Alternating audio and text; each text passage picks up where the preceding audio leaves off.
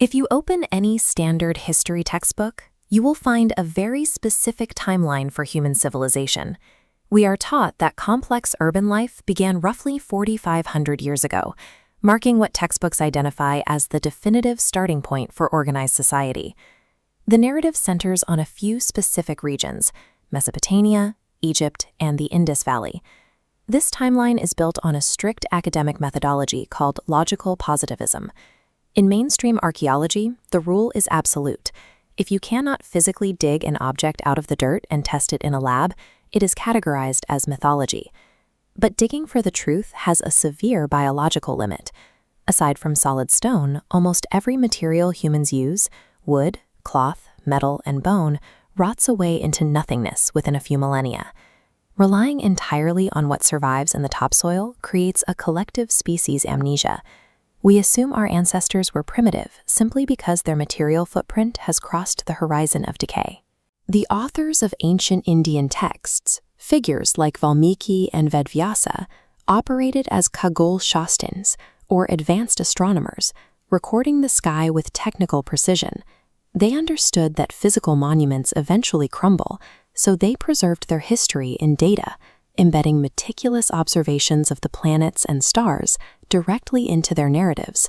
To find the true age of these accounts, we must look past decaying evidence in the dirt and focus on eternal evidence in the stars.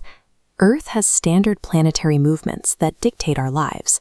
It rotates on its axis every 24 hours to give us days, and it orbits the sun every 365 days to give us years. Earth has a third movement, a subtle axial wobble, taking 26,000 years, while its tilt fluctuates over 41,000 years. This shifts our cosmic perspective. Pointing straight up from the North Pole, your North Star changes depending on where Earth sits. Because these stellar shifts are mathematically predictable, any historical text accurately recording the stars leaves a precise, unforgeable timestamp in history. The Valmiki Ramayana contains over 600 specific astronomical references. Among these is a specific observation of the North Star, providing a definitive coordinate in time. In the text, the character Lakshmana observes the night sky and identifies the pole star as Brahma Rashi. In modern astronomy, we know this specific star as Vega. This timeline tracks shifting pole stars. Today, it's Polaris. By reversing the sky clock and tracing Earth's wobble, we find when the axis pointed directly at Vega. That alignment occurred in 12,000 BCE, placing the Ramayana over 14,000 years ago. This astronomical timestamp shifts the epic out of the realm of abstract mythology and into the realm of literal history.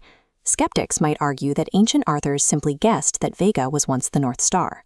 However, a lucky guess in astronomy does not explain matching data points found in entirely different scientific disciplines. The text contains geographic descriptions that align with ancient climatology. When Sugriva maps the world, he describes regions corresponding to North America and Western Europe as being completely covered in thick ice sheets. Those continents are clear today, but they were buried under glaciers during a specific climatic period known as the Younger Dryas, exactly 14,000 years ago.